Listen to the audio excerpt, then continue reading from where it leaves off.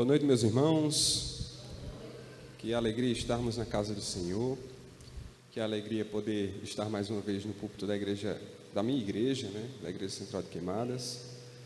E que alegria também poder saber que eu estou falando com muitas outras pessoas que estão nos acompanhando pelo YouTube,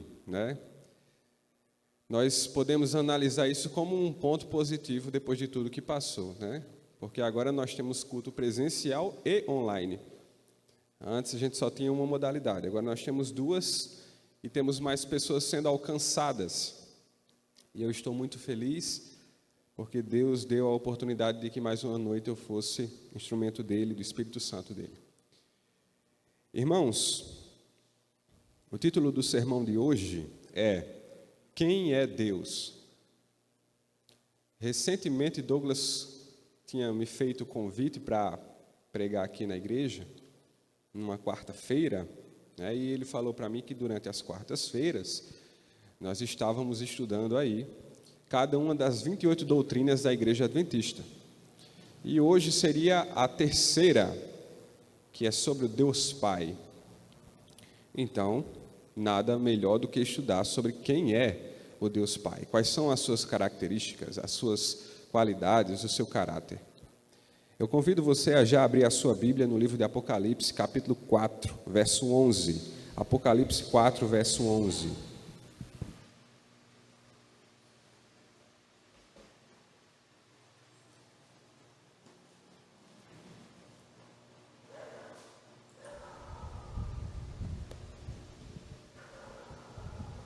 Apocalipse 4, verso 11. Amém? Com a nossa Bíblia aberta, vamos fazer uma oração. Feche os seus olhos. Você que está nos acompanhando também, feche os seus olhos. Vamos orar. Querido Deus e grandioso Pai, Tu acompanhas, ó Senhor, a nossa rotina. E nós sabemos que o culto de quarta-feira, muitas vezes, ele é um refúgio no meio da tormenta. Nós sabemos que, às vezes, na correria do nosso dia a dia, muitas vezes deixamos o Senhor em segundo plano. Mas neste momento que o Senhor tome o trono da nossa vida e nos traga ensinamentos importantes para nós podermos viver a vida da melhor forma possível, que é a forma que o Senhor escolheu para nós. Que o Teu Espírito Santo se faça presente, que o Teu Espírito Santo abra e quebre as cascas dos corações, que muitas vezes são resistentes, ó Pai. Quantos estão nos assistindo que muitas vezes são resistentes a ouvir as Tuas mensagens, mas que nesta noite os corações possam ser amolecidos e que nós possamos internalizar todas as verdades que o Senhor tem para nós nesta noite. Nós te pedimos isso em nome de Jesus. Amém. Quem é Deus? Apocalipse 4, verso 11.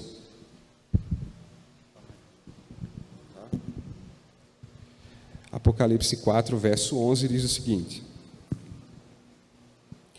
Tu és digno, ó Senhor e nosso Deus, de receber glória, honra e poder, pois criaste todas as coisas, e elas existem, porque as criaste segundo a tua vontade. Amém? Primeiro verso que lemos sobre quem é Deus. Deus é o nosso Senhor e é o Criador de todas as coisas. Para nós iniciarmos o sermão desta manhã, nós vamos ler 3 versos sobre quem é Deus, mas depois nós iremos para um texto que será o texto central, de um personagem bíblico que descreve Deus de uma forma muito simples e muito fácil de ser compreendida. Mas o segundo verso que a gente vai ler, ele também foi escrito por João, e está em 1 João capítulo 4, verso 8. 1 João capítulo 4, verso 8.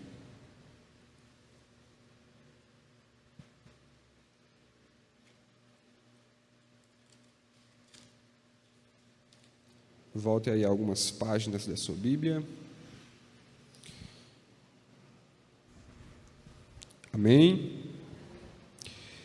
Quem não ama, não conhece a Deus, porque Deus é amor. Esse verso, extremamente conhecido, sintetiza Deus em uma palavra só: amor.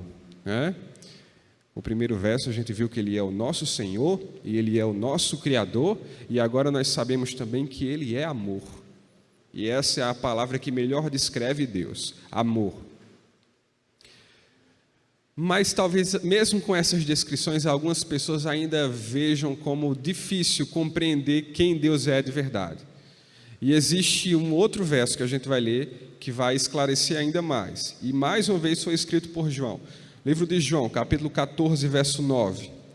João 14, verso 9.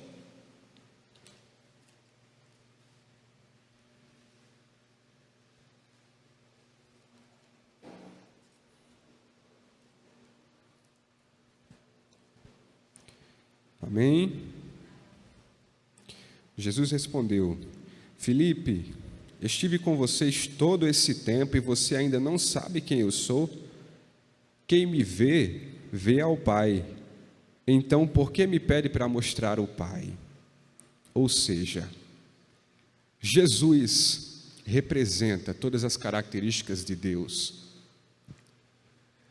Se teorias não bastam, se conceitos não bastam, a prática se mostrou na pessoa de Jesus.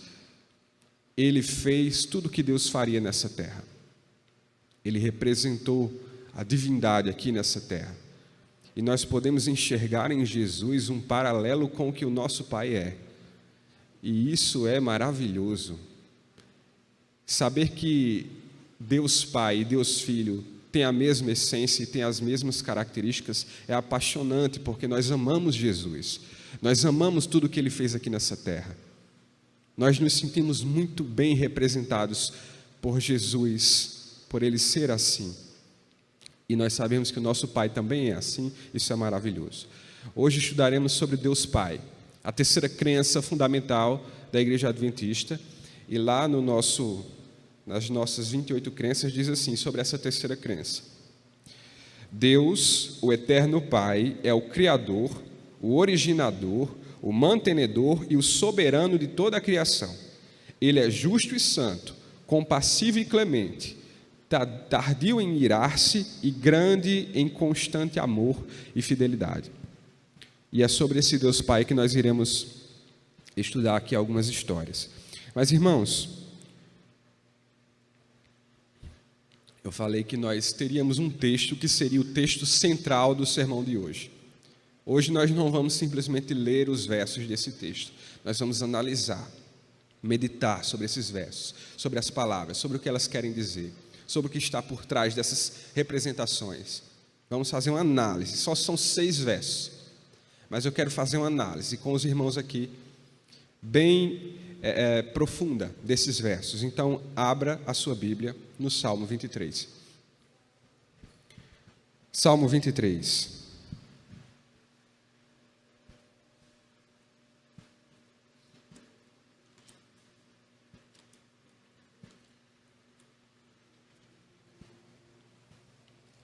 Depois de 3 descrições sobre quem é Deus, feitas por João, agora nós vamos ler um pouquinho sobre o que Davi pensa de Deus.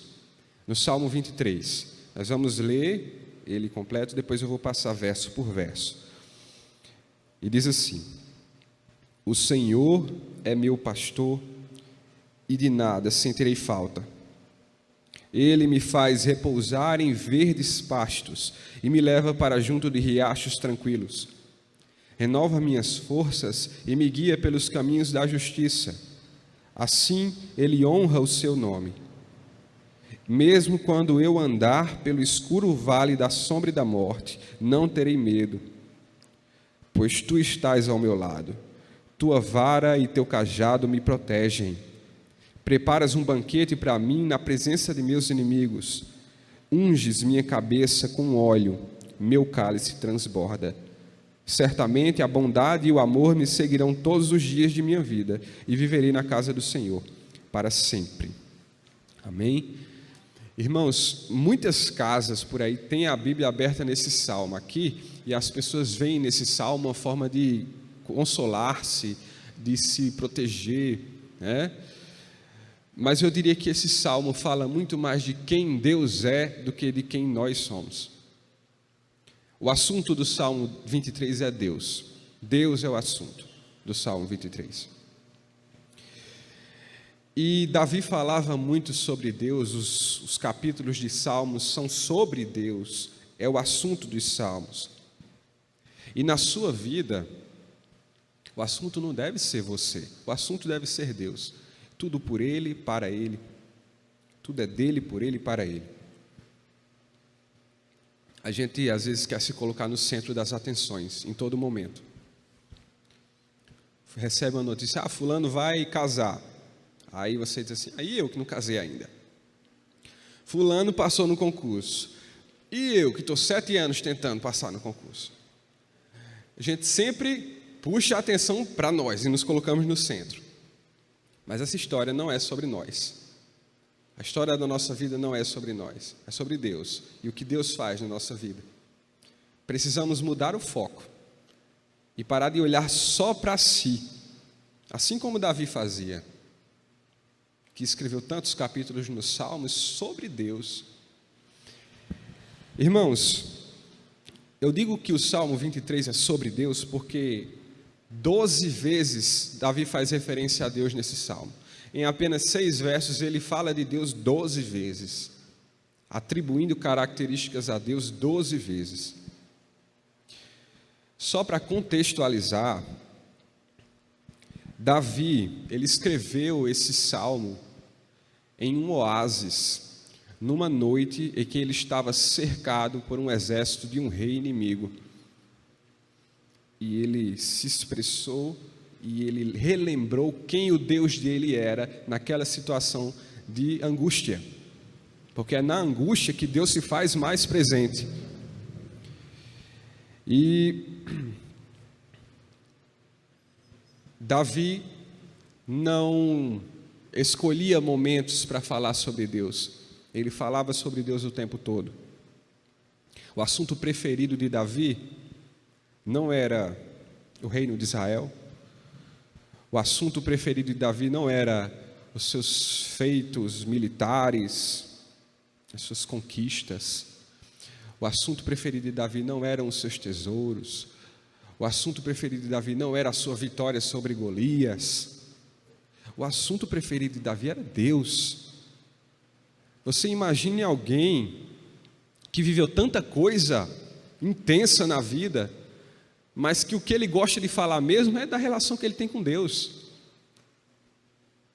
Eu acho que algumas pessoas viveram algumas histórias na vida que repetem tantas e tantas vezes, né? Aquele é o seu assunto preferido. Davi tinha assunto de sobra para ficar repetindo tantas e tantas vezes. Mas o que ele gostava de ficar repetindo várias vezes era sobre quem Deus era. Esse era o assunto preferido de Davi. E quando a gente pensa em rei, a figura que representa, o animal que representa mais um rei, qual é? O leão, não é? Tem até um filme, Rei Leão. Mas se a gente tivesse que classificar Davi, ele seria o rei ovelha. O rei ovelha. Ele segue as características de ovelha. E ele fala muitas vezes nos Salmos sobre como é ser ovelha do pastor. Porque o assunto preferido de Davi era o seu pastor. Enfim, dentre as classificações que a gente vê sobre Deus, né? Eu acho muito interessante quando Moisés pede para que o próprio Deus se classifique. Senhor, em nome de quem eu vou? Ele pergunta. E Deus o envia em nome do Deus, eu sou. Eu sou. Por que eu sou? Deus, ele não é um Deus de apenas uma coisa ou um aspecto. Ele é o Deus de tudo. Eu sou representa tudo, todos os aspectos da vida de alguém. Ele está no comando de tudo. E muitos nomes foram atribuídos a Deus no Antigo Testamento. Apesar dele ser um Deus inominável, dele não ter um nome, mas muitos nomes foram atribuídos a Deus durante o Antigo Testamento. E aqui eu vou dizer alguns para os irmãos, que nos enchem de ânimo, esses nomes. Primeiro deles, Elohim, Deus que me criou. Olha o significado de cada um desses nomes que foi colocado no Antigo Testamento. Elohim, Deus que me criou. Elolam significa eterno, sem fim. El Shaddai, Deus poderoso. Adonai é o meu Senhor. E aí vem uma série de nomes que é precedido por Jeová, ou Yavé, né? Jeová Jireh, Deus que provê. Precisamos confiar nesses nomes de Deus. É o Deus que provê. Se você está precisando de uma intervenção, Ele é o Deus que provê. Ele é o Jeová Jireh. Ele é o Jeová Sabaote, que significa o Senhor das batalhas. Quantas batalhas nós temos a travar na nossa vida, e nós adoramos o Deus, o Senhor das batalhas, Jeová Sabaote. Como nos enche de ânimo saber disso. Jeová Rafá, ou Yavé Rafá, Deus que me cura. Quantos estão, talvez numa cama de hospital agora, necessitando do Yavé Rafá? De uma cura física, ou de uma cura espiritual. Ele é o Deus que cura. Yavé Nissi significa minha bandeira, é o Deus por quem eu luto. Nas batalhas que Israel travava, eles travavam em nome de Yavé Nissi, é a bandeira deles, é o Deus por quem eles lutavam. E é o Deus por quem nós lutamos, Ele é o nosso Yavé Nissi. Yavé Tsebaiote, Senhor dos exércitos, o Deus que luta por mim. Se Ele é Yavé Nissi, o Deus por quem nós lutamos, Ele também é Yavé Tsebaiote, o Deus que luta por nós.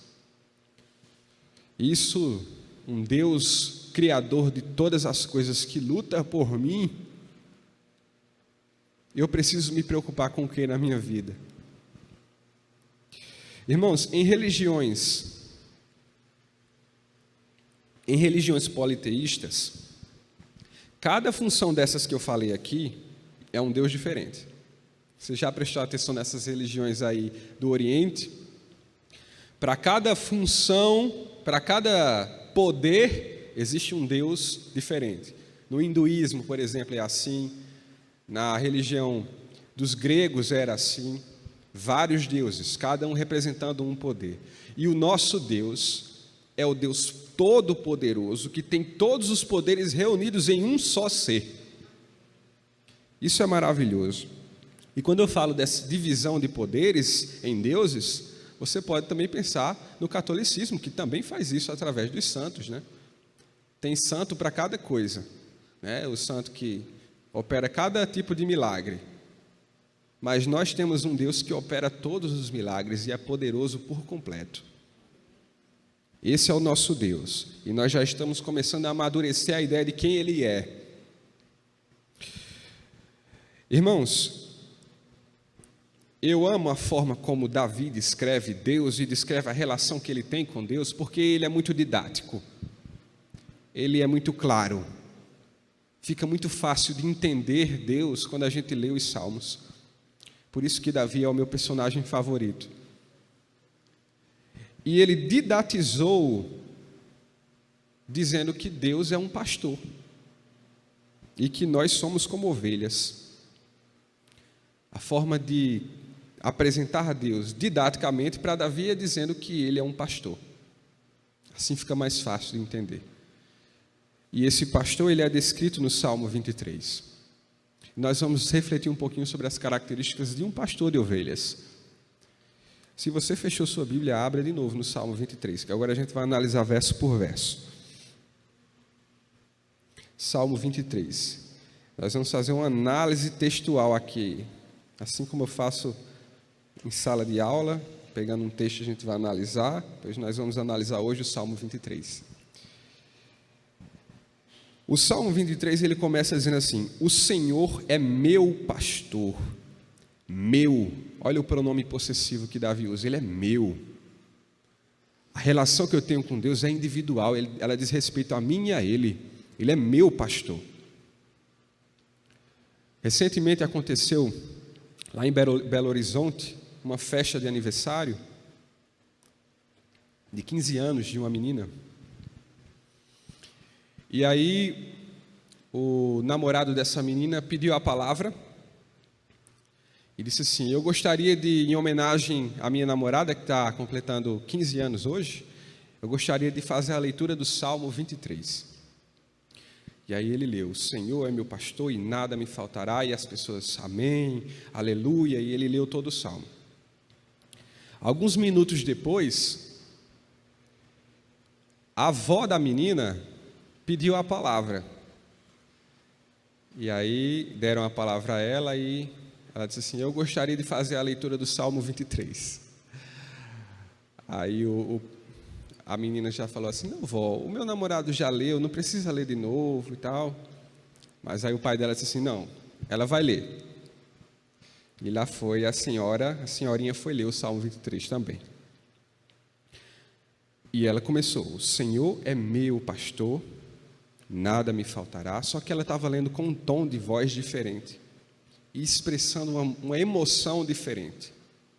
E as pessoas, em vez de começarem a gritar aleluia, amém, elas começaram a chorar.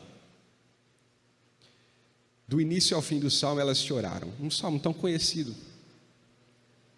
E aí, no final, a menina perguntou: mas pai, por que o meu namorado acabou de ler o mesmo salmo e estava todo mundo dizendo aleluia, amém? A minha avó leu agora e todo mundo começou a chorar. Por quê? E aí ele disse assim: minha filha, é porque o seu namorado falou sobre o bom pastor. E a sua avó falou sobre o meu pastor, o pastor dela. O tom de voz e a emoção que ela expressou era de uma relação que ela tinha individualmente com Deus. E as pessoas foram tocadas a também sentir aquilo. É o meu pastor, ele é meu, ele é seu. E nós precisamos ter esse sentimento de pertencimento, assim como Davi tinha. O Senhor é meu pastor. O pastor, qual é a função principal de um pastor? É conduzir as ovelhas, não é?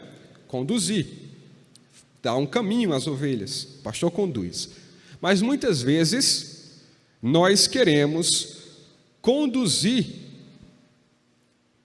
as nossas vidas e queremos somente que Deus abençoe as decisões que nós tomamos.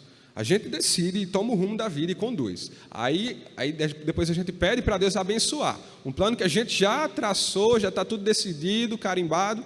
Agora sim, abençoa. Aí chega para alguém também assim: ora para Deus abençoar, ora para Deus abençoar meu relacionamento, ora para Deus abençoar o meu negócio. Mas aí vem cá, né? Você consultou Deus sobre o seu relacionamento, sobre o seu negócio? Você consultou? Antes de tomar a decisão, você deixou o pastor conduzir ou você decidiu e depois quis incluir ele na história? Aí é que está. Precisamos que o nosso pastor conduza as nossas vidas, porque ovelha não toma decisão, não. Ovelha é conduzida. Irmãos, esse verso mais conhecido é: o Senhor é meu pastor e nada me faltará, não é assim? Porém, se a gente for pegar o original hebraico e traduzir ele de uma forma mais apropriada, seria da forma que eu li aqui para os irmãos: o Senhor é meu pastor e de nada sentirei falta. E isso muda tudo, né? Porque muitas vezes você pode estar se perguntando assim: está me faltando um carro, está me faltando uma casa própria, está me faltando dinheiro no banco. Como assim nada me faltará? Mas quando a gente diz de nada sentirei falta, aí a história muda. Você pode não ter, mas você não sente falta. Você se sente suficientemente abençoado. Você é satisfeito com aquilo que você tem, com as bênçãos que você tem. A partir do momento que Deus é o nosso pastor, nós estamos satisfeitos com o que nós recebemos e não sentimos falta de mais nada. Esse é o raciocínio do verso 1. O verso 2, ele diz assim: ele me faz repousar em verdes pastos e me leva para junto de riachos tranquilos. Agora está falando um pouquinho mais sobre as ovelhas. não é? As ovelhas agora estarão em verdes pastos, repousando em verdes pastos, e ele leva também as ovelhas para riachos tranquilos, ou águas tranquilas. Irmãos, vamos caracterizar as ovelhas. Ovelhas são fracas, míopes, lentas, pesadas e não têm nenhum mecanismo de defesa. É o animal mais indefeso que nós temos na criação. Repetindo, fracas, míopes, lentas, pesadas e sem nenhum mecanismo de defesa. Esses somos nós. Ou seja, as ovelhas são os animais mais dependentes que existem. Eles são completamente dependentes. Ovelha é presa fácil. É presa fácil. Qualquer bicho pode ser predador de uma ovelha. Não precisa ser um lobo para ser predador de uma ovelha, não. Qualquer bicho. Até mosca, mosquito é predador de ovelha. Porque ela não consegue se defender nem dos mosquitos. Inclusive, Beuzebu significa o senhor das moscas, né? E as ovelhas, muitas vezes, quando estão com uma ferida, os mosquitos vão fazer um estrago absurdo lá, se não tiver a intervenção do pastor. Ou seja, na ovelha, na figura da ovelha se cumpre o que diz em João, capítulo 13, verso 5. Sem mim, nada podeis fazer. Uma ovelha sozinha não tem capacidade para nada. Ela não serve para se manter viva. E aí, quando a gente lê esse verso 2, a primeira parte dele diz que ele me faz repousar em verdes pastos. Irmãos, uma curiosidade sobre a ovelha é que ela se recusa a repousar, ela se recusa a deitar, enquanto ela não matou a fome. Se ela está com fome ainda, mesmo que seja pouca fome, ela não deita.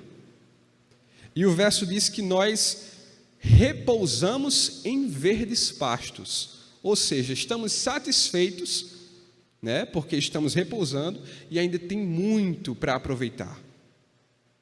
Pense nessa imagem de uma ovelha deitada, cercada de pastos verdes. Ela já está satisfeita e por isso ela repousa. Assim é a nossa relação com Deus. Nós já estamos satisfeitos, estamos repletos de bênçãos e podemos repousar, descansar as nossas almas. Depois o verso fala que ele nos leva para riachos tranquilos ou águas tranquilas. Uma outra curiosidade sobre a ovelha é que, se de repente uma ovelha for beber água e ela se molhar, ela pode ficar tão pesada que não vai conseguir mais se erguer e vai morrer. Sabia disso? De repente a ovelha vai beber água ali, caiu na água, a lã vai absorver a água, ela vai ficar tão pesada que não consegue se levantar. E ela morre. Então, por conta disso, as ovelhas têm medo de águas agitadas. Elas têm medo de águas agitadas e elas não bebem em águas agitadas, nem se elas estiverem com sede. Passou por uma correnteza assim, a ovelha morrendo de sede, uma correnteza do lado, ela não bebe, porque ela tem medo. Então, um pastor que nos leva a águas tranquilas é um pastor que pensa nas nossas necessidades, sabe dos nossos medos. Essas curiosidades que a gente não entende, às vezes, quando a gente faz a leitura primeira do verso, né? Porque ninguém aqui tem a profissão de pastor de ovelhas, eu imagino, né? Tanto é que isso é mais uma profissão mais comum dos antigos, né? E se a gente for resumir esse verso 2, então, nós podemos dizer que Deus ele nos promove um descanso real. E o motivo do nosso descanso é Ele próprio. O próprio Deus é o motivo do nosso descanso. Ele nos mantém, nós não precisamos nos preocupar com nada. Fome e sede não iremos passar, literalmente e espiritualmente falando. porque Ele nos faz repousar em pastos verdejantes, e Ele nos leva para águas tranquilas. Irmãos, no verso 3, diz assim: renova minhas forças e me guia pelos caminhos da justiça, por amor do seu nome. Por amor do seu nome.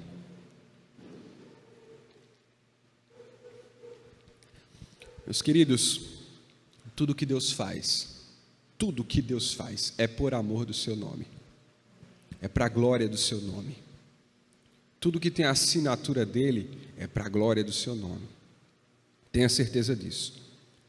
Então, se você receber alguma coisa que não reflete a glória de Deus, então não foi bênção.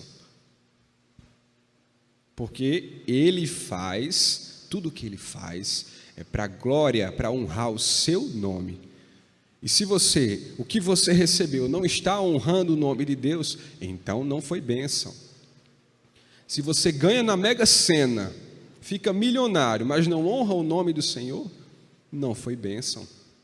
Não foi bênção, muitas vezes é maldição na vida de alguém. E levando isso em consideração ainda o verso 3, nós podemos entender que então só é bênção aquilo que faz o nome de Deus ser exaltado na nossa vida. Isso sim é bênção. E aí é que pega também, porque às vezes coisas ruins também são bênção.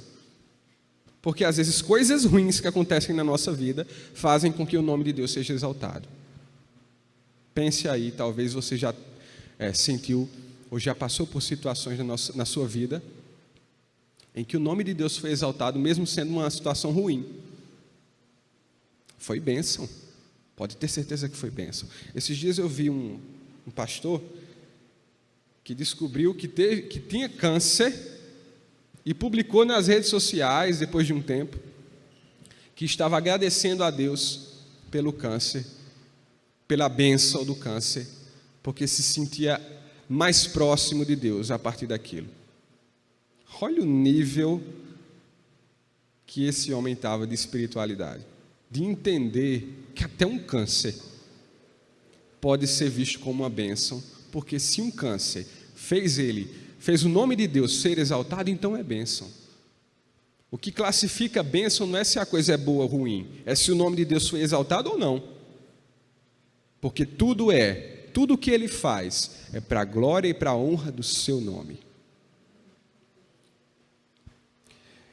Irmãos, o verso 4, esse é o que eu mais gosto.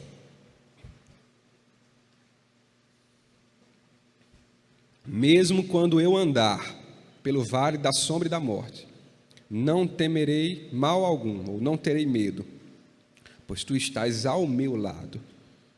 Tua vara e teu cajado me protegem. Irmãos, Deus não nos prometeu que nós estaríamos isentos de situações ruins na vida. Ele não nos prometeu que nós estaríamos isentos de situações ruins na vida, mas Ele prometeu que estaria conosco em todas elas. Ele prometeu nos acompanhar. Um clássico exemplo disso foi quando ele entrou com os amigos de Daniel na fornalha. Ele não livrou os amigos de Daniel da fornalha, mas ele entrou com eles. Ele os acompanhou. Olha que promessa maravilhosa. Você sabia que se você for internado, Deus também é internado? Você sabia que se você for preso um dia, Deus também vai ser preso?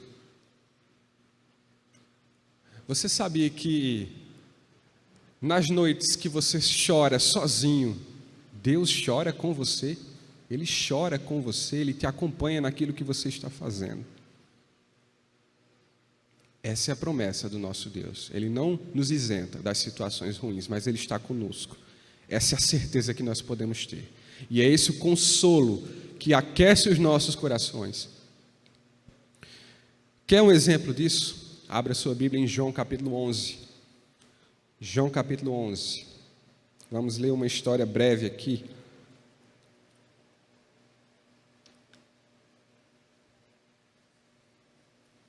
João capítulo 11, verso 33.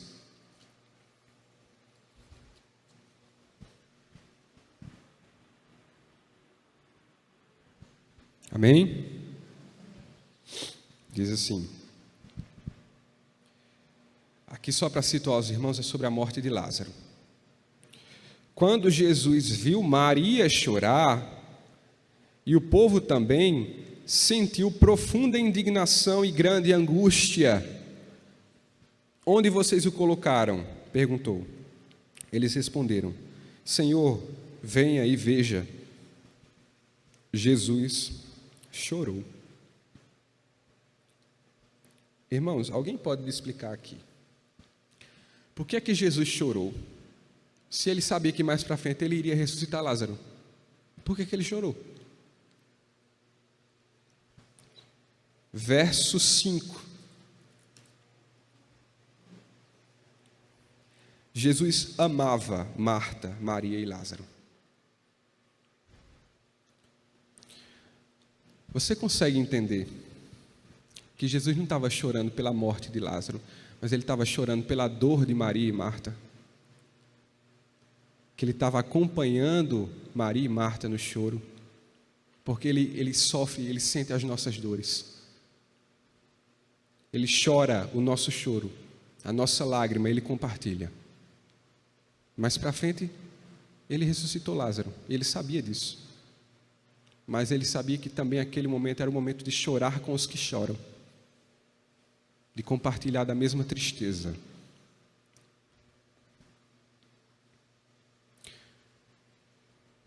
Quando nós choramos, Deus chora conosco. Sinta-se acompanhado. Nunca sinta-se só em momentos de angústia.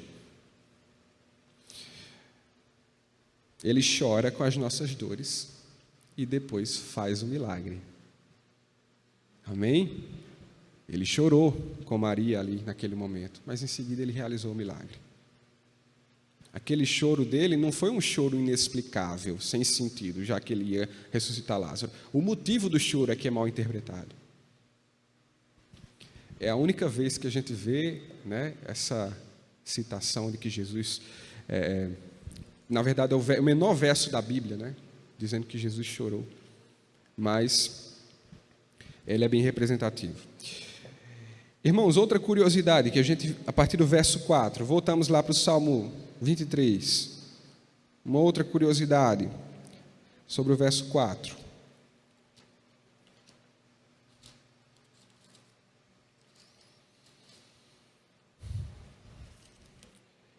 A gente leu no verso 4 que nós não teremos medo porque tu estás ao meu lado. Você sabia que quando um pastor conduz as ovelhas por um caminho escuro, ele conduz as ovelhas cantando e batendo palmas? Esse é um hábito dos pastores, e principalmente dos pastores dos tempos de Davi. Ao passar com um rebanho de ovelhas por um lugar escuro, acidentado, a forma de manter o rebanho na sua condução era cantar e bater palmas. E as ovelhas reconheciam a voz do pastor. Então, isso significa que mesmo em momentos de aflição, de angústia, nós temos um pastor que canta, que traz esperança, que traz ânimo e alegria. E nós precisamos seguir a sua voz e acompanhar o ritmo do seu ânimo, mesmo em momentos de angústia. O fim do verso 4 diz que tua vara e teu cajado me protegem. Para que serve um cajado e para que serve uma vara? Um cajado serve para dar direção. E a vara? Ela serve para disciplina. Disciplina. Você sabia que um pastor, quando uma ovelha foge, ele traz de volta. Na segunda vez que ela foge, ele traz de volta. E na terceira vez que ela foge, ele quebra uma das pernas da ovelha, para que ela não mais fuja, porque ele sabe o melhor da ovelha, e ele sabe que se ela fugir, ela pode ser presa fácil de qualquer um predador que tiver ali à espreita. Por amor da ovelha, com a sua vara, ele quebra uma das pernas da ovelha. A disciplina do pastor nos protege. É assim que o pastor age. Às vezes nós passamos por uma situação que nós sentimos Deus quebrando a nossa perna. Figurativamente, nós sentimos Deus quebrando a nossa perna. E nós murmuramos, nos maldizemos. Mas aquilo é por amor, é para nos proteger. Verso 5: Preparas um banquete para mim na presença de meus inimigos, unges minha cabeça com óleo e meu cálice transborda. Davi tinha muitos inimigos, e Deus fazia questão de proporcionar vitórias a Davi na frente dos seus inimigos. Os mesmos que um dia criticaram, observavam as vitórias de Davi. Pode ser que algumas pessoas na sua vida queiram o seu mal, mas essas mesmas pessoas verão a sua vitória. Essa é a promessa de Deus. Unges minha cabeça com óleo. Isso era uma grande honraria na época. Era para pessoas extremamente especiais. Deus nos considera pessoas especiais. E meu cálice transborda, ou seja, é uma bênção que é exagerada. E chegamos no verso 6, que é o verso final. E diz assim: certamente a bondade e o amor me seguirão todos os dias da minha vida. Em outras versões você tem: certamente graça e misericórdia me seguirão todos os dias da minha vida. E viverei na casa do Senhor para sempre. Onde nós vamos, todos os dias, graça e misericórdia nos acompanham.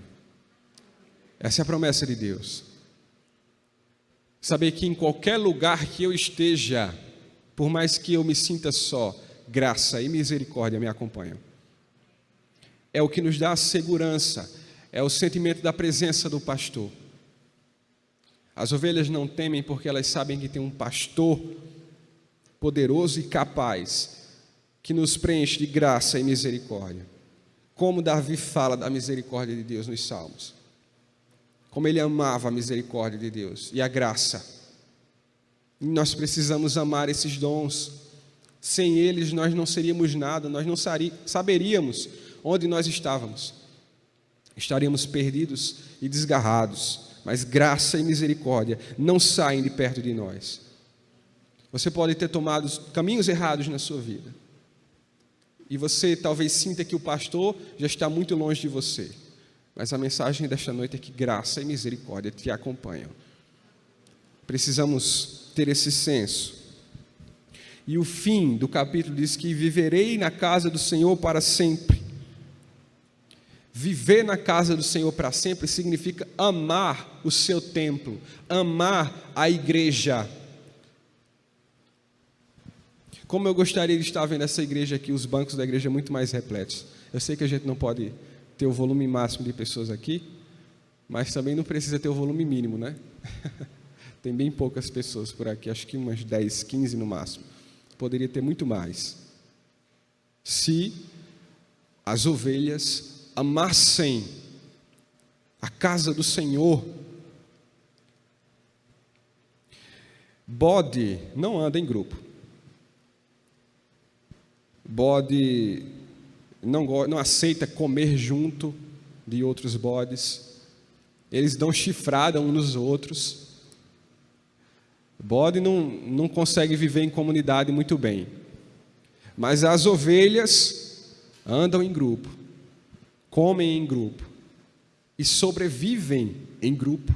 Sozinhas é mais difícil sobreviver, mas em grupo elas estão mais resguardadas. Qual é a conclusão que a gente tira disso? Bode acha que a vida em comunidade é desnecessária. Bode acha que igreja não vai fazer tanta diferença.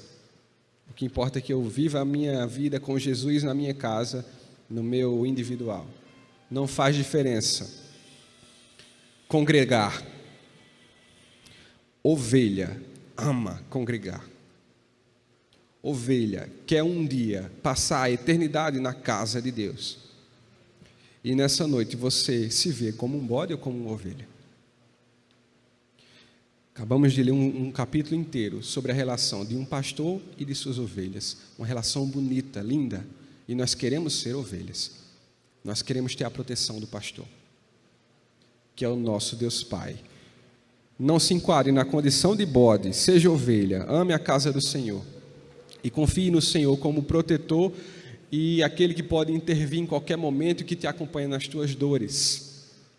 Nós agora vamos ficar de pé e vamos cantar um hino que fala sobre Deus e sobre o seu amor, o hino de número 31.